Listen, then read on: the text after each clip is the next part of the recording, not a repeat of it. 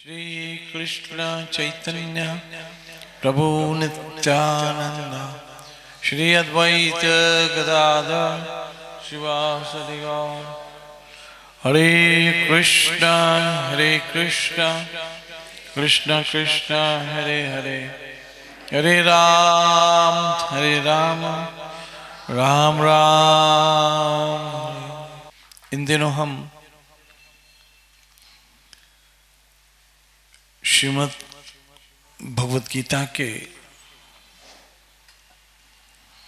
18वें अध्याय से 78वां श्लोक पढ़ रहे हैं।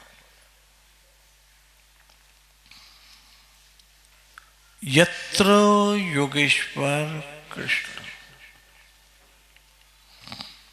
लेकिन उससे पहले मैं एक आज नीचे की पंक्ति पढ़ता हूं। तत्रो श्री विजय बुतिर ध्रुवा नितिर मतिर मम। संजय कहते हैं कि ये मेरा मत है कि वहां पर पीस, वेल्थ एंड विक्ट्री सब कुछ है। Peace, wealth and victory. अब हम साधारण रूप से देखते हैं कि पीस, वेल्थ एंड विक्ट्री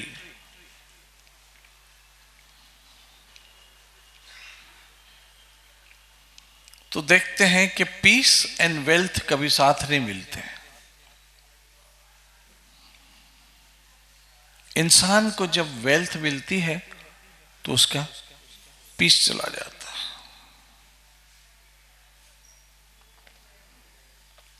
यहां तक कि जब विक्ट्री भी मिलती है तब भी उसका पीस चला जाता है।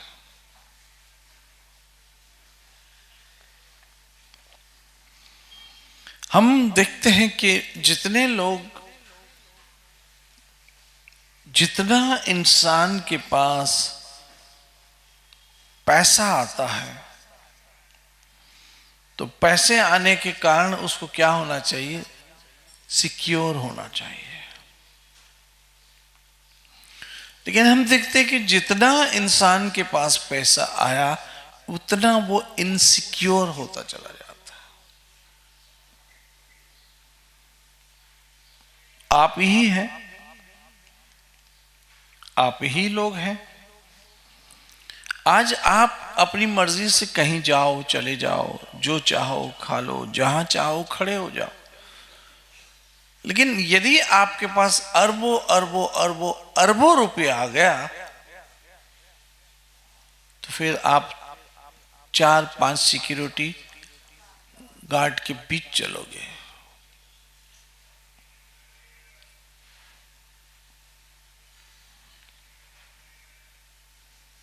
आपके अपने मैन कम और गनमैन ज्यादा हो गए। यही मैं कहीं पढ़ रहा था गौतम अडानी जी के विषय कि इसी मुंबई में वो एक अपनी पुरानी स्कूटर टाइप होती जैसे बजाज चेतक टाइप, उस स्कूटर पे घूमते थे और मजे से घूमते थे। लेकिन आज वो इस तरह से नहीं घूम सकते क्योंकि उनके साथ सिक्योरिटी होगी। तो जब पैसा आता है तो उसका पीस जो है वो चला जाता है और वो इंसान इनसिक्योर हो जाता है।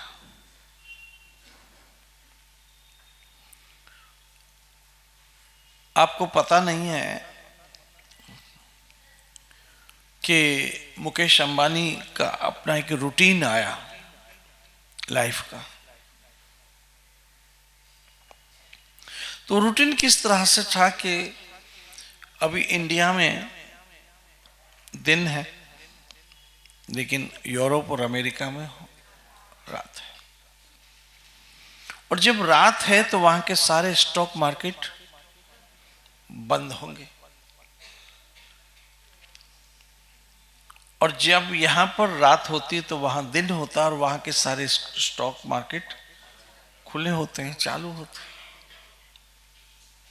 तो बताया जा रहा था कि वो अपने ऑफिस से लौटते हैं तो उनके अपने घर में एक ऑफिस है जहां वो रात तक बैठे रहते हैं, वर्ल्ड का सारा कुछ एनालिसिस करते, कौन से स्टॉक क्या है क्या है क्या है, और वो जाते हैं, कहते हैं रात को 1 बजे सोते हैं और सुबह फिर उठ जाते हैं।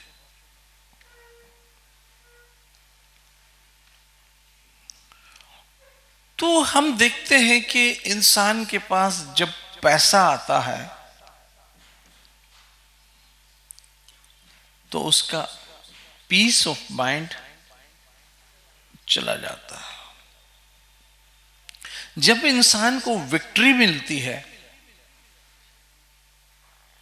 तो होना तो ये चाहिए कि जीतने के बाद वो अपने आप को बिल्कुल शांत और सिक्योर, लेकिन फिर उसको डर लगता है, इनसिक्योर हो जाता है।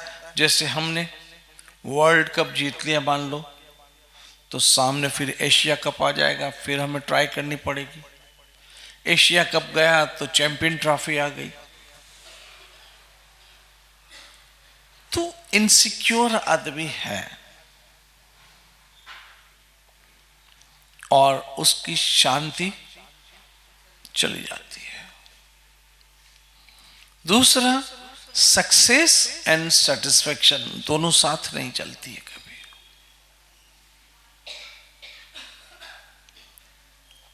आदमी सक्सेस तो ले लेते हैं लेकिन उन्हें सेटिस्फेक्शन नहीं मिलती है।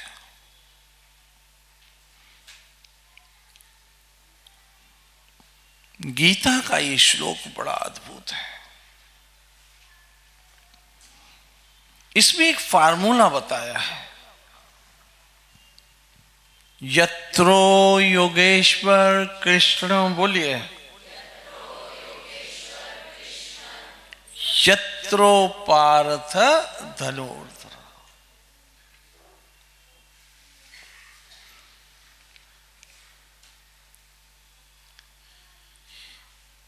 यदि आप चाहते हैं कि भगवान अर्थात कृष्ण आपकी सारी जिम्मेदारियों को ले ले, आपकी सारी जिम्मेदारियों को वो ले ले और आप निश्चिंत हो जाओ, तो ये हो सकता है, ये हो सकता है। इसके लिए 3 चीजें कर दी है। एक, कृष्ण के वचनों पे संपूर्ण विश्वास, संपूर्ण विश्वास, 99 नहीं बल्कि 100% विश्वास। दूसरा, समर्पण। दूसरा, समर्पण। और तीसरा, कृष्ण के आधार पर जीवन का संघर्ष करना।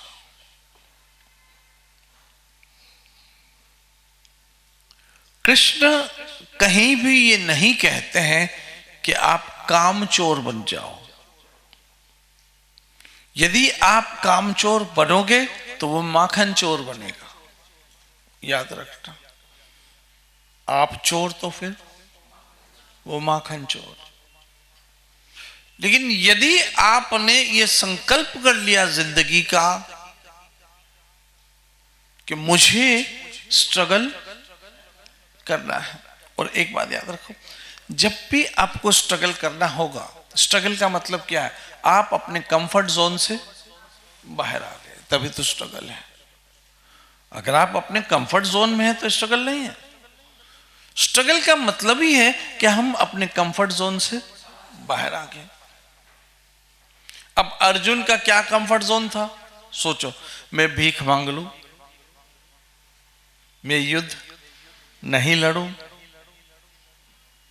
और अर्जुन ने अपना कंफर्ट जोन किस में समझा? कि मैं भीख मांग लूं कटोरा लेके।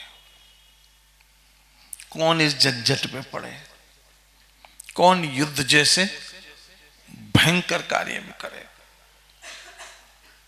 लेकिन कृष्ण की इच्छा कुछ और थी। कृष्ण नहीं चाहते कि अर्जुन जैसा योद्धा भीख मांगे, बल्कि कृष्ण चाहते थे कि अर्जुन युद्ध करे। मतलब जब भी हम अपने कंफर्ट जोन में रहेंगे,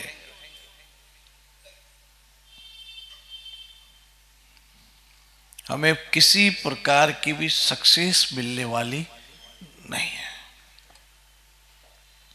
सक्सेस के लिए हमेशा आपको अपने कंफर्ट जोन को छोड़ना पड़ेगा।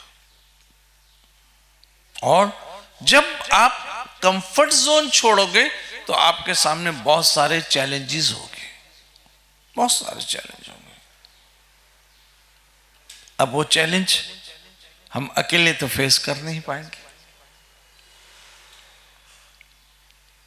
लेकिन यदि हमने ये श्लोक सुन लिया है, यत्रो योगेश्वर कृष्ण। अब बात में कल कर रहा था योगेश्वर और धनुर्धर पे।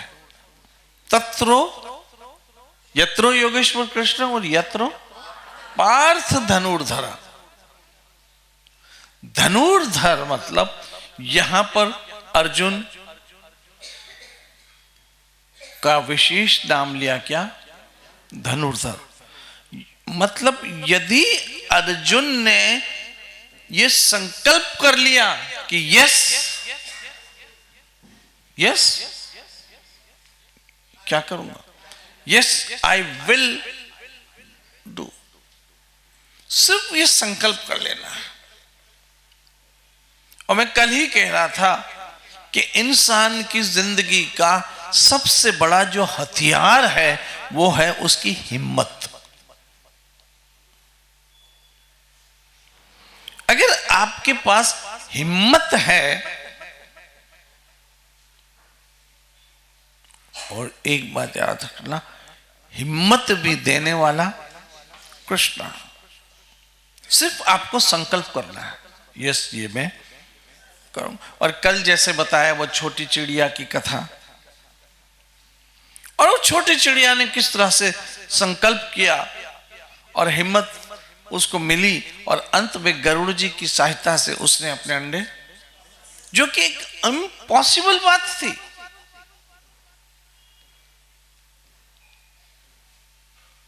हमारे साथ क्या है, हम छोटी छोटी बातों पे गिव अप कर देते हैं, छोटी छोटी बातों पे गिव अप कर देते हैं। लेकिन यदि जिस दिन हमने ये समझ लिया कि कृष्ण भी मेरे साथ है, और हम टोटली कृष्ण के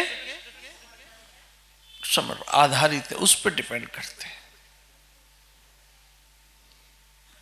उस पर डिपेंड करते, लेकिन उस पर डिपेंड करके जिंदगी का संघर्ष करते हैं। हाथ पे हाथ बांध के बैठ नहीं जाते हैं।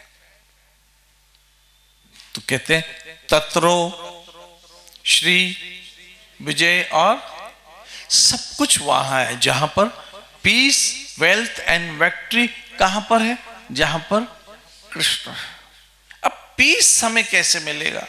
एक छोटा सा उदाहरण देता हूं, छोटा सा उदाहरण देता हूं कि जब एक 5 या 6, 7 साल का बच्चा कहीं अकेला जा रहा होगा तो वो डरा हुआ होगा, लेकिन जब उसका पिता साथ होगा तो आराम से सीट पर सो जाएगा। ऐसे ही एक स्त्री जब शॉपिंग करने जाती है तो अधिकतर देखोगे कि वो शॉपिंग करते हुए थोड़ी डरती है,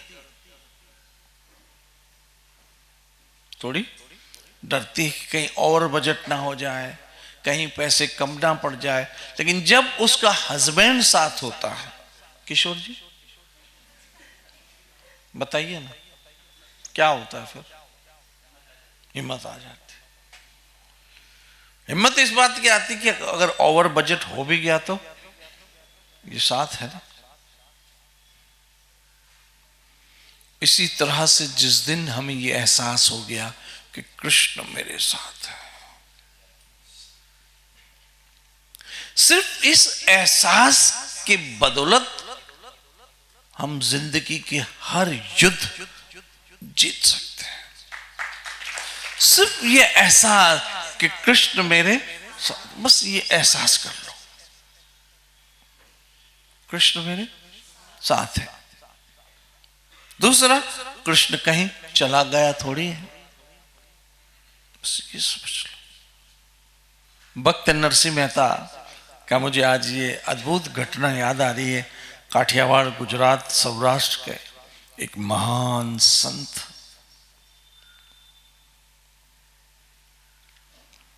एक महान संत,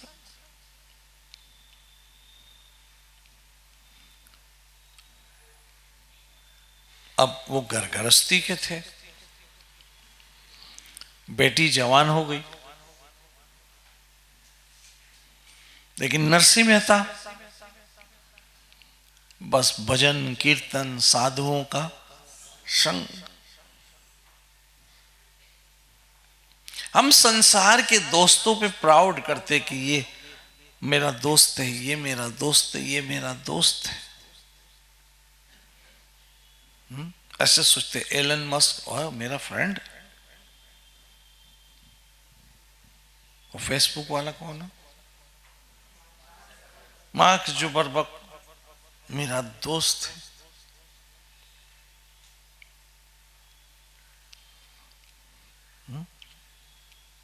ये सब मेरे दोस्त हैं।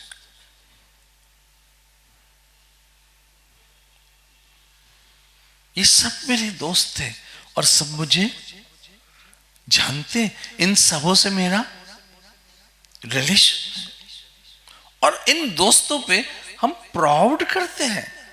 अगर इनमें से किसी एक के साथ फोटो हो तो हम अपनी दुकान, अपने घर, अपने शॉप, अपनी फैक्ट्री में वो फोटो लगाएंगे। कभी कभी तो हम डीपी पे भी लगा देते हैं, है कि नहीं? लेकिन जब जिंदगी में ये सोच आती कि कभी अगर थोड़ा वक्त उल्टा सीधा आया तो ये सब मेरी हेल्प करेंगे, ये सब मेरी सहायता करेंगे। हम किसी बड़े आदमी से इसलिए तो दोस्ती करते हैं ना कि कभी ऊंच नीच जिंदगी में आए तो हमारी मदद करेंगे, सहायता करेंगे, और हमें प्राउड होता है और खुद को बड़ा सिक्योर फील करते। क्या? अरे बोला ट्रंप मेरा जानने वाला है, मेरी दोस्ती है उसके साथ। फलाना फलाना मेरा जानने वाला, मेरी दोस्ती है उसके साथ। फलानी बैंक का प्रेसिडेंट मेरा दोस्त है। हम सोचते हैं कि जब बुरा वक्त आया, कभी तकलीफ का वक्त आया तो ये सब मेरा साथ देंगे। लेकिन इंसान की जिंदगी का सबसे बड़ा तकलीफ का वक्त है उसकी मृत्यु। उससे बड़ा कोई तकलीफ का वक्त आ नहीं सकता। मुझे लगता है इंसान की जिंदगी का सबसे बड़ा मुश्किल का वक्त तो उसकी मृत्यु का टाइम होता है। और तब हम किसी भी मिनिस्टर को यह नहीं कह सकते प्लीज सर इसको बचा लीजिए। हाँ, वो किसी हॉस्पिटल में फोन जरूर कर देगा, एयर एम्बुलेंस भी भेज देगा, करोड़ों रुपए भी दे देगा, लेकिन उस मृत्यु के कष्ट से वो बचा नहीं पाएगा। और वो बचा भी कैसे पाए, उसके तो सर पे खुद मौत खड़ी है, कैसे बचा पाएगा?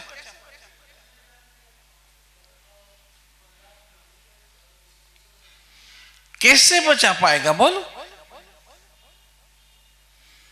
मुझे एक दिन एक विनोद याद हो गया, एक विनोद आया कि मैं एक बहुत बड़े व्यक्ति के साथ सुबह में वॉक पे गया। बहुत बड़ी व्यक्ति थी, सुनने वाली बात है।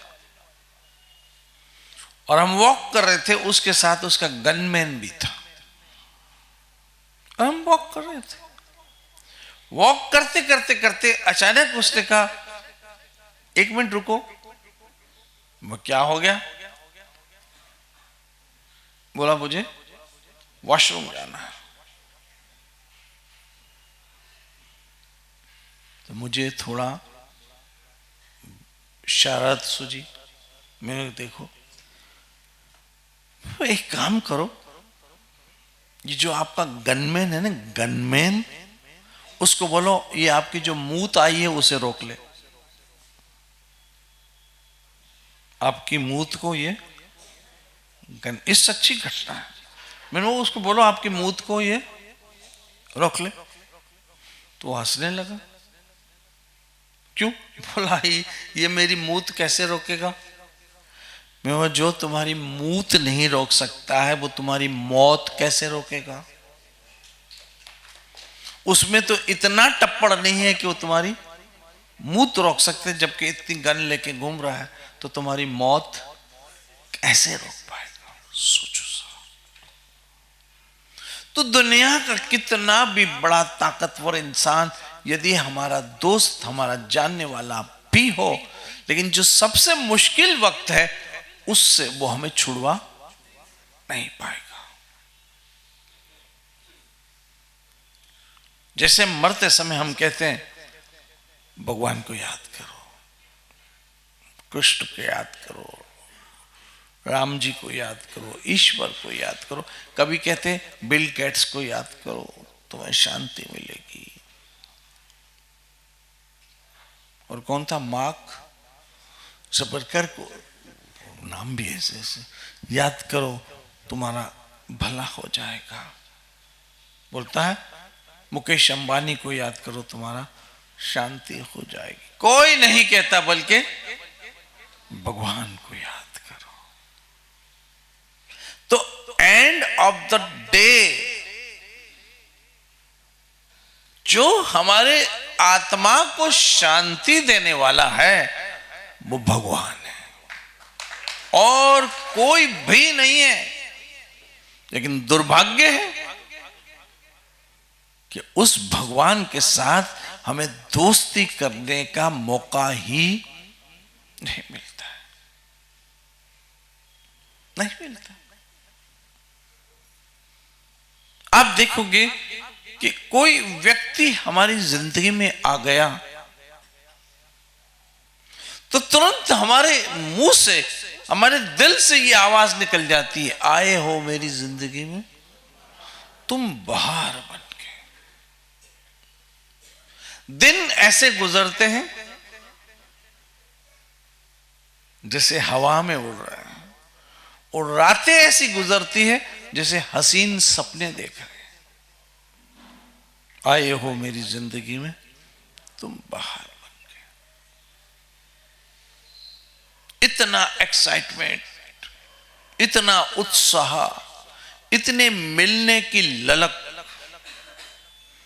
अगर एक दिन फोन न करे तो आत्मा तड़पने लगती है और पूछते क्या हुआ, सुबह से फोन नहीं किया।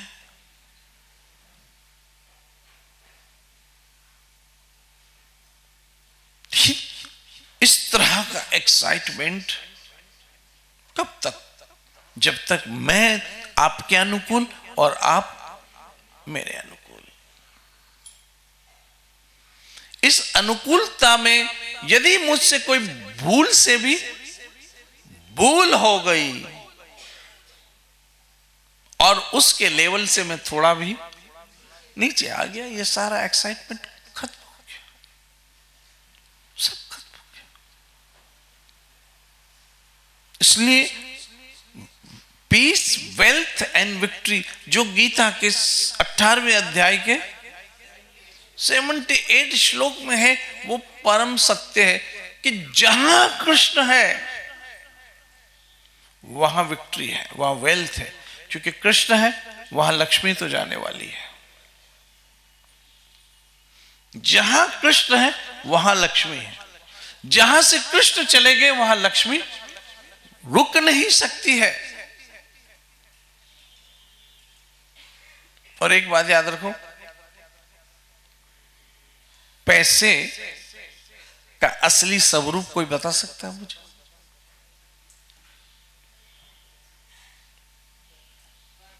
पैसे का असली स्वरूप बरकत है। पैसे का असली स्वरूप, अगर बरकत नहीं है तो 10 लाख भी कमाए तो किस काम के चलेंगे? और आप वही जेबे खाली, गरीब। गरीब का मतलब जेब खाली। आपने 5 लाख भी कमाए और बरकत नहीं है तो 5 लाख भी चले गए, वही जेब खाली। तो पैसे का असली स्वरूप क्या है? बरकत है। अगर आपके पास कम पैसा है लेकिन बरकत है, समझ लेना आपके घर में लक्ष्मी का वास है।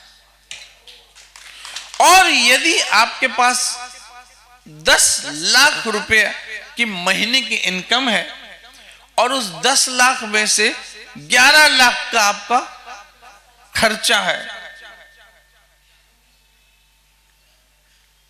10 लाख इनकम है और 11 लाख का खर्चा है, मतलब पैसा होते हुए भी बरकत नहीं है।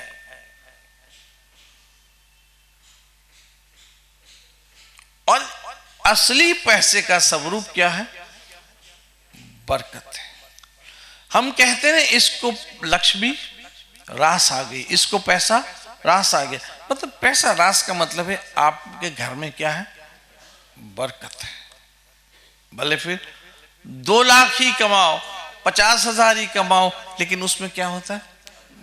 अब मुझे बताओ, आज मैं बहुत अच्छा, यत्रो योगेश्वर तत्रो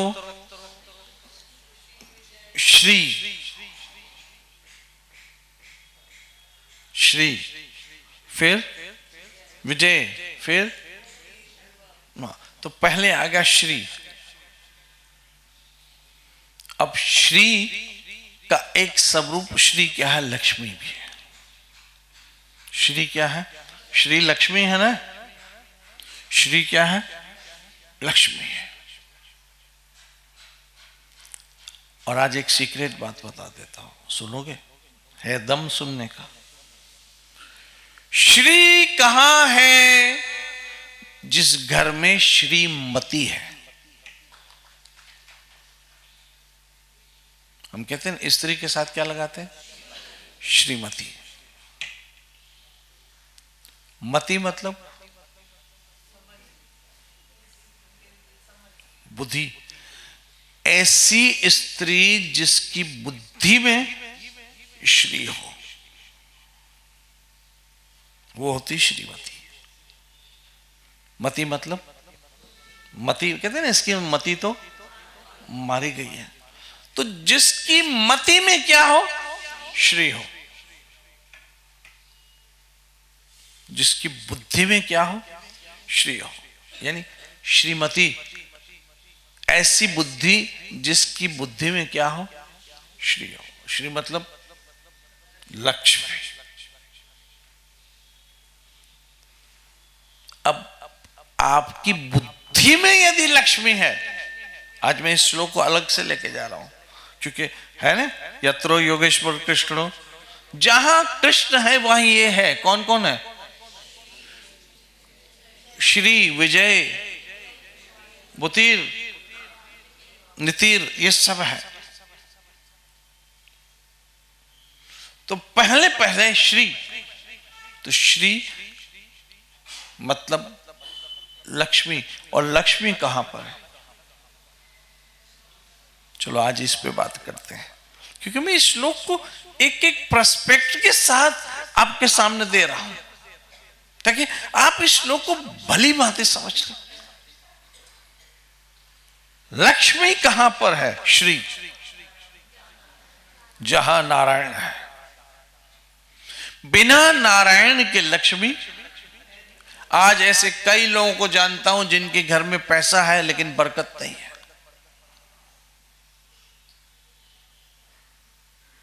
आप बरकत किसको कहोगे?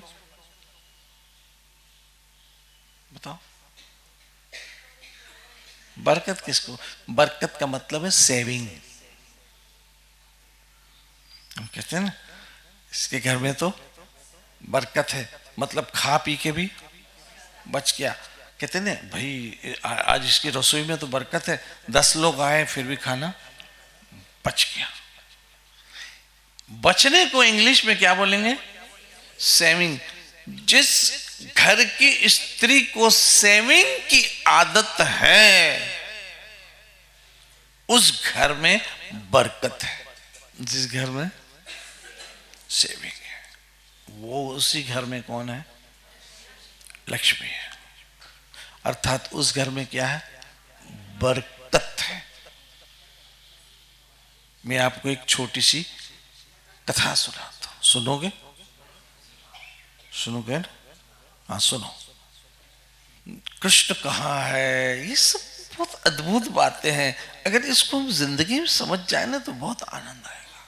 और हम देखो, जिस घर में बरकत है वहां पीस है, शांति है, क्योंकि उसको पता है कुछ ना कुछ बचा हुआ, शांति है।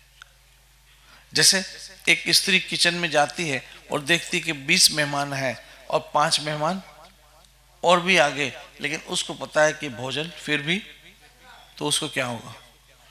शांति होगी। यही पीस है।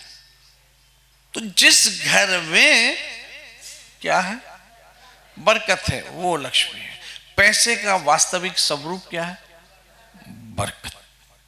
बरकत मतलब बचत हो जाना, ये बरकत है। कि भाई इसके हाथ में तो, ऐसे कई स्त्रियों को बोलते हैं ना, इसके हाथ में तो बरकत है, 10 आदमी खा लेते फिर भी बच जाता।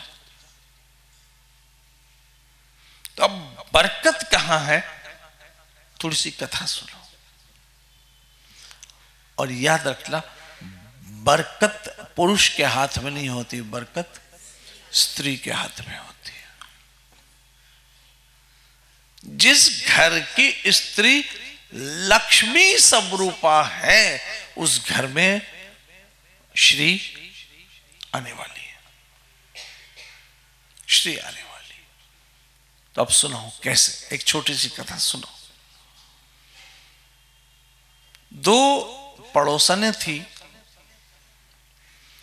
उन दोनों पड़ोसनों के घर में बहुत सारी भैंसें थी, लेकिन एक पड़ोसन के घर में 10 भैंसें थी और एक पड़ोसन के घर में 100 भैंसें थी। कितनी? 100 भैंसें थी। अब भैंसें थी तो दूध भी निकलता, दही बनता, छाछ बनती और घी भी बनता था। लेकिन जो 100 भैंसों वाली स्त्री थी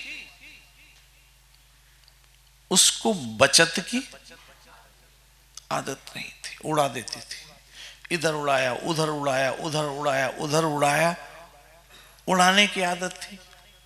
और जो 10 भैंसों वाली स्त्री थी उसको थोड़ा बहुत बचाने की आदत थी, बचाने की आदत थी।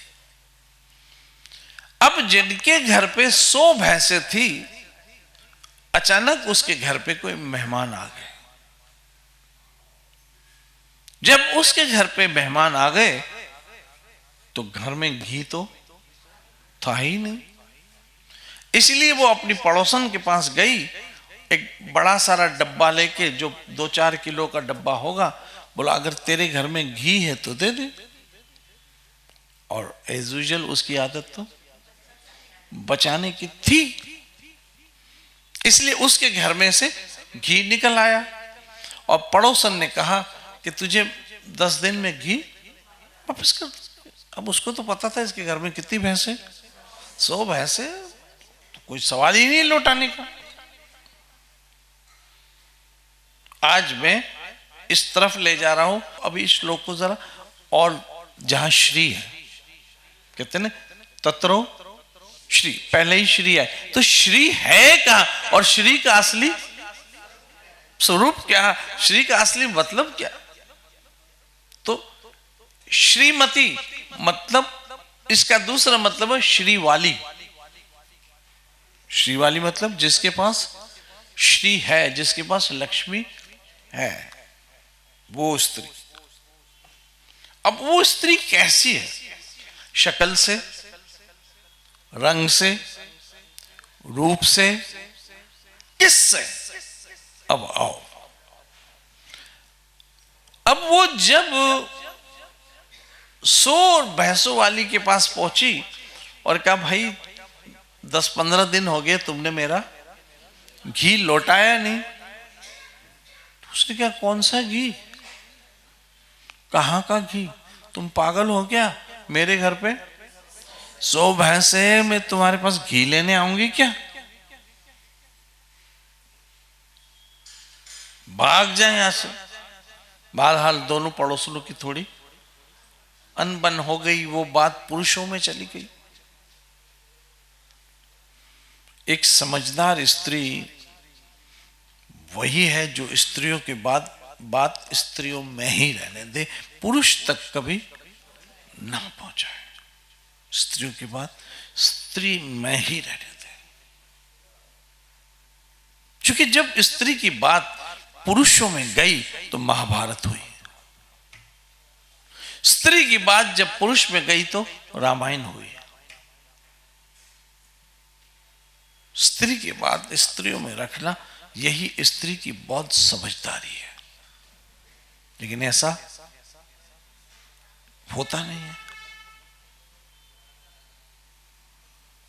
होता नहीं है ऐसा, इसलिए घर में कलह बढ़ जाता है जब ये बात पुरुषों में चली जाती है। तो हाँ, कोई इतनी महत्वपूर्ण बात है जो घर की इज्जत पे हो तो पुरुष तक पहुंचा देनी चाहिए।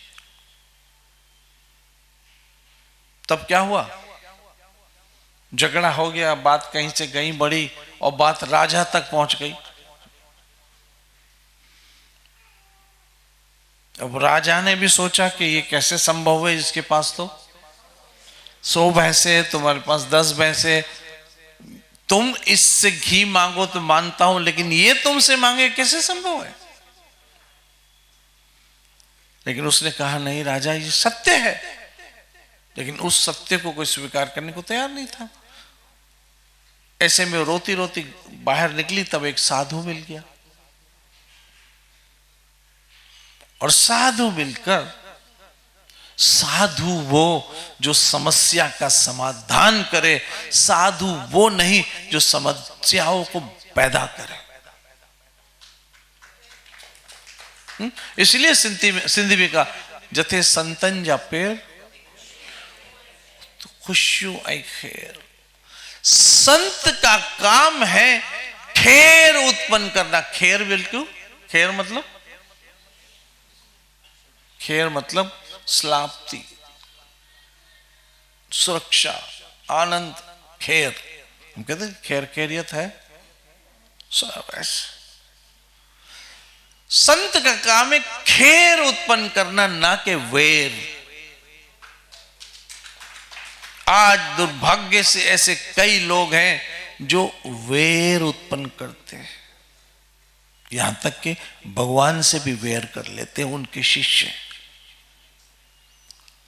उनके शिष्यों को बोलो जय श्री राम, नहीं बोलेंगे क्योंकि उनको राम से भी वैर है। उनको बोलो जय श्री कृष्ण, नहीं बोलेंगे क्योंकि उनको कृष्ण से भी वैर है। अगर उनको बोलो जय शंकर, नहीं बोलेंगे क्योंकि उनको शिव से भी वैर है। संत खैर उत्पन्न करता है, ना कि वैर उत्पन्न करता है। इसलिए कहते जिते संतन जा पेड़ उते खुशियों आई खैर ही खैर, खैर ही खैर। संत ने कहा क्या बात है?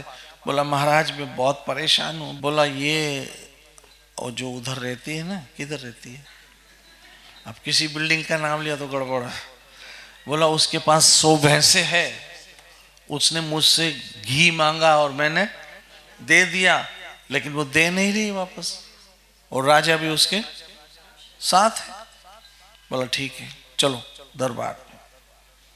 अब वो संत दरबार में गए, दोनों स्त्रियों को बुलाया, राजा को कहा आपने इसका इंसाफ नहीं किया। बोला इंसाफ की कौन सी बात है, ये 100 भैंसे है, इसके पास 10 है।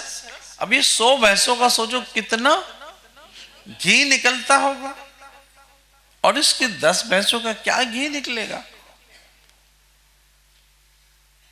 बोला रुको मैं इनका इंसाफ करता हूं राजा। कैसे? बोला जाओ 2 बाल्टी पानी भर के लाओ। समझने की बात है। अब आप बोल रहे नहीं कि उस जमाने में बाल्टी होती थी, हो सकता है कोई डोल कोई घड़ा कुछ तो होगा, लेकिन मैं आपको समझाने के लिए 2 बकेट पानी लेकर आओ। 2 बाल्टियां पानी लाए गए, जितना एक जितना भरा हुआ था, और दोनों को कहा हाथ मुंह धो लो फिर बात करेंगे, हाथ मुंह बात करेंगे। अब जिसको 100 भैंसे थी उसने क्या किया, इधर पानी उड़ाया उधर पानी उड़ाया उधर पानी उड़ाया। अभी पूरे हाथ मुंह धोए भी नहीं थे कि फिर बोला थोड़ा पानी चाहिए। और जिसके पास 10 भैंसे थी उसने ठीक से हाथ मुंह धोकर भी पानी बचा के रख दिया। तब संत ने कहा ये जो 10 भैंस वाली है वो सत्य बोली थी। बोला कैसे? कहा देखो राजन, बाल्टी दोनों को सेम पानी दी, लेकिन उसकी आदत में ही उड़ाना है। देखो उड़ा दिया, और फिर क्या क्या, इसकी आदत में उड़ाना है और इसकी आदत में मांगना है। इसलिए अवश्य घी तो इसके पास 100 भैंसों का आता होगा, लेकिन उड़ा देती होगी, और इसके पास 10 भैंसों का घी है, उपयोग यूज करने के बाद भी पचाती होगी। तो जिस घर में स्त्री लक्ष्मी है, इसलिए कहते हैं श्रीमती, मतलब जो श्री अर्थात जो लक्ष्मी वाली है, उस घर में क्या है? बरकत है। उस घर में बरकत है। अर्थात जिस घर में बरकत हो, समझ लो उस घर की स्त्री लक्ष्मी जैसी है। इसलिए उस घर में लक्ष्मी का वास है। तो ये श्लोक बड़ा अद्भुत है, पता नहीं कितने रूप में देखे, हर रूप से समझ में आ जाता है।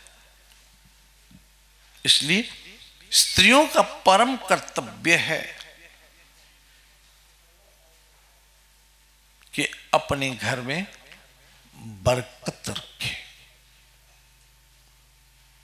स्त्री परम सत्य की वो स्त्री है कि जब भी उसके घर वालों को, उसके पति को कहीं जरूरत पड़े तो घर से इतना पैसा निकल जाए कि घर की जरूरत। आपने सुना सुधा मूर्ति का नाम सुना? You know Sudha Murthy?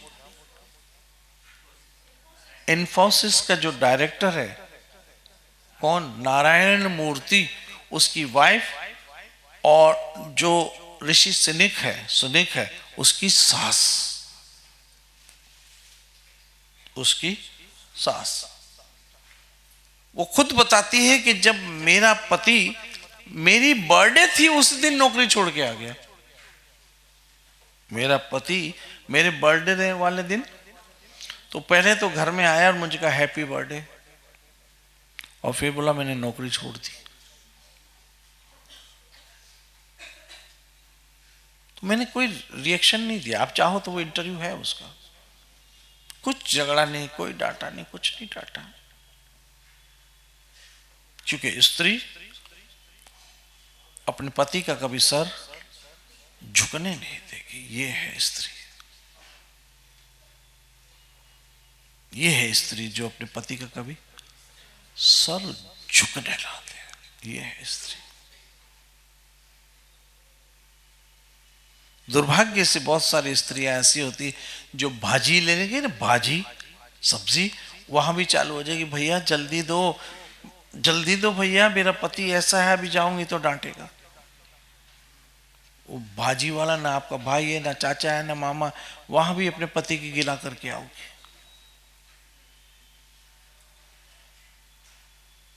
Auto वाला, भैया जल्दी चलाओ, घर गया ना तो बहुत डांट पड़ेगी। अब ऑटो वाला ना मामा है ना चाचा, उसके पास भी चालू है। स्त्री वो जो अपने पति का कभी सर ना झुकने दे, क्योंकि स्त्री को उर्दू में सरताज बोलते। क्या बोलते? और पुरुष को, लो मेरे मुंह से स्त्री निकल गई, कभी कभी सच निकल ही जाता है, मैं क्या करूं।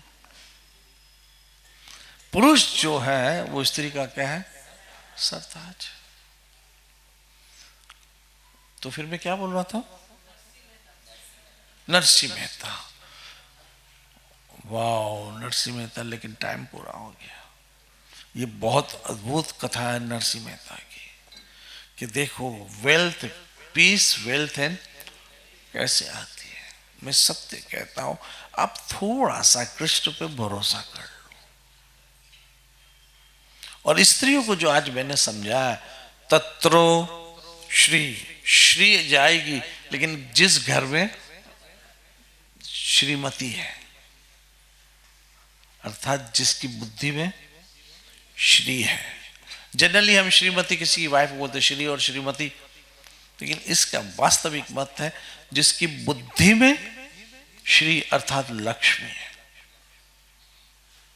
अर्थात जिसकी बुद्धि इतनी धैर्यवान है कि वो पूरे परिवार को लेके चलती है। मैंने कल ही कहा था कि माता ही इंसान की निर्माता है। माता ही इंसान की निर्माता, माता ही इंसान की निर्माता। देखो ये माता मीना की निर्माता, मीना ने वृंदा की निर्माता, तो ये फॉरेन जाकर भी इंडियन अपने आप में रुकी हुई है। तो ये सबसे बड़ी बात है। ये माता रोहित और मोनिश की निर्माता, और ऐसा बच्चों का निर्माण किया कि आज अमेरिका में भी रह के एक वैष्णव जीवन जी रहा है। माता ही निर्माता है अगर देखा जाए तो, है कि नहीं बाबा? माता ही। अब बाबा की माता को देखो, क्या निर्माण क्या है बाबा का। मैं सही कहता हूं, ये जब छोटे छोटे थे ना तो ललिता इन तीनों को कथाएं सुनाती थी। नहीं तो मोस्टली माँ क्या करती, सुनाओ आप। जैसे बच्चे थोड़े बड़े होते हैं ना, तो मैं बुरा ना लगना, तेरा बाप मेरे साथ ऐसे करता है, तेरा पप्पा पता है ऐसे करता है, तेरा पप्पा ऐसे करता है। तो बच्चों की नजर में बाप क्या बन जाता है? विलन बन जाता है। हो सकता है इंसान है, बहुत सारे डिफरेंसेस हो जिंदगी में, लेकिन वो डिफरेंसेस कभी बच्चों तक नहीं पहुंचे। ये जरूरी है स्त्री का। तो स्त्री सबसे पहले तो विलन इंसान को उनके बच्चों की नजर में करती कि तुम्हारा पापा ऐसा, तुम्हारे पापा ने ये क्या, तुम्हारे पापा ने ये क्या, तुम्हारे पापा ने ये क्या। और फिर बच्चों को लगता है हाँ मेरा पापा तो विलन है। और जब बच्चों को विलन लगेगा पाप, तो कल वो लक्षण बच्चों में भी आएंगे। तो मां ही मेरे हिसाब से सबसे बड़ी, माता ही निर्माता है बच्चों के जीवन की। और यदि माता ने अच्छा निर्माण किया है बच्चों का, नहीं तो तेरी दादी ऐसी, तेरी दादी ऐसी, दादी को भी नहीं छोड़ते, ये तुझी दादी, यानी दादी टोटल बच्चों की नजर में विलन, और नानी मतलब ये तो दुनिया है। इसलिए आप देख लो, मैं कड़वा सच बोलता हूं आज, कि बच्चों को पूछो वेकेशन में कहां जाना है,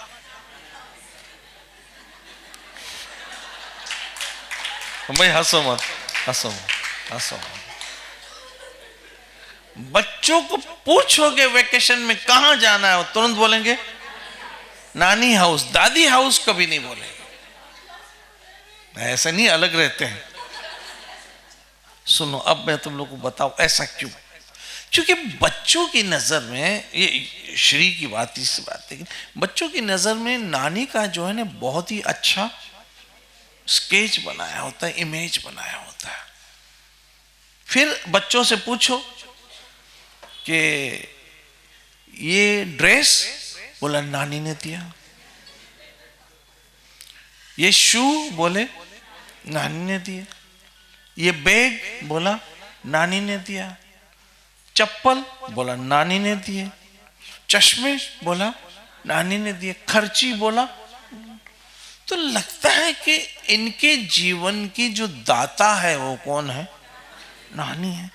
तो अब बच्चों को बैलेंस करो, क्या करो, बैलेंस करो। कैसे, अब आप समझाओ कि चप्पल किसने दिए, कपड़े किसने दिए, चश्मे किसने दिए, पर्स किसने दिया, बेटा ये सब नानी ने दिया, लेकिन तेरा पापा तेरी दादी ने दिया है। बोलो, चैलेंज बोलो, नहीं है, गलत है। जूते तेरी नानी ने दिए, पर्स तेरी नानी ने दिया, चश्मे तेरी नानी ने दिए, लड्डू तेरी नानी ने दिए, कचौरियां तेरी नानी ने दी, समोसे तेरे नानी ने दिए, लेकिन तेरा पप्पा तेरी दादी ने दिया है बेटा। इतना याद रख लो, जिसका तेरे आगे सरनेम लगा है वो पापा तेरी दादी ने। तो बैलेंस तो कुछ ना कुछ हो जाएगा। उस बच्चे की लाइफ को हम बिल्कुल बैलेंस खत्म कर देते। वो दादी विलन है और नानी, अब हो सकता है आज नानियों को कुछ अच्छी बात न लगे मेरी, सत्य तो ये है। कभी बच्चे ये नहीं कि दादी हाउस जाना है, जबकि दादी भी अलग होती, नानी भी अलग। वो नानी के घर पे जाने के उतावले, क्योंकि उनकी माँ को उतावला पना होता है नानी के यहाँ जाने का, माँ को उतावला पना होता है। और फिर बच्चों को कहते, बेबू पापा को बोलना, पापा को बोल नानी के घर जाना, बोल नानी के घर जाना। लेकिन सत्य ये है कि आदमी को श्री मतलब घर की स्त्री, अगर श्री है तो वहां बरकत होने ही वाली है। कल इस श्लोक को और पर्सपेक्ट से लेकर चलेंगे। नित्य भजो